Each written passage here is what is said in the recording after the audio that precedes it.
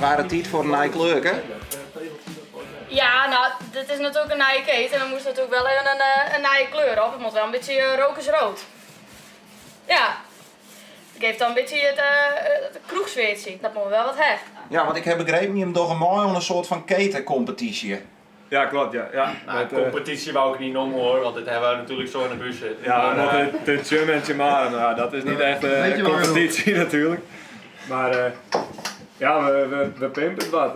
Ja. Dat is de wedstrijd en dan wie aan het eerste, of aan het eind het mooiste pimp heeft, die wint.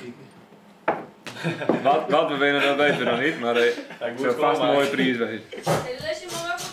En gewoon wel, had je hem net onder het pimpen binnen. Wat doe je hem hier in deze kate? Bier drinken. En doorpraten. Pimpel hem.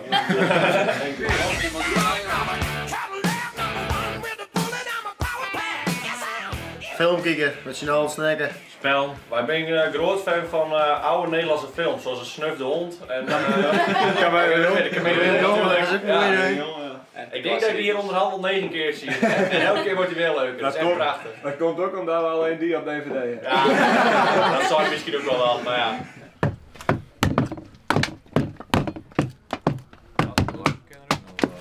Waar binnen deze borden van? Het is van de najaarsstunt.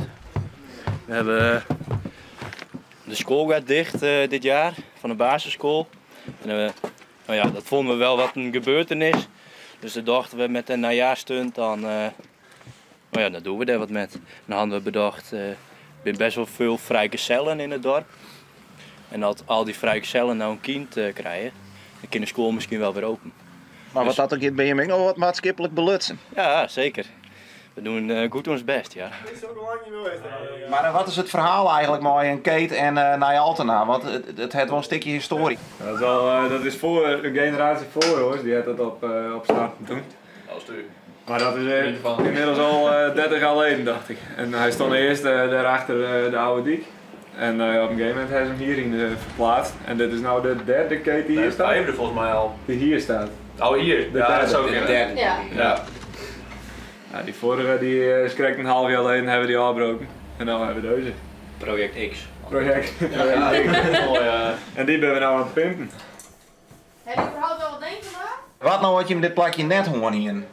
Dan hangen we hier op straat. Dan hang je bij een leugenbankje, zit anders Hangjeugd waren we geworden, dat was niet goed geweest. Nee. Nou, maar de school hier 3 jaar eerder valt geweest. Ja, niet omdat het te weinig kines bent.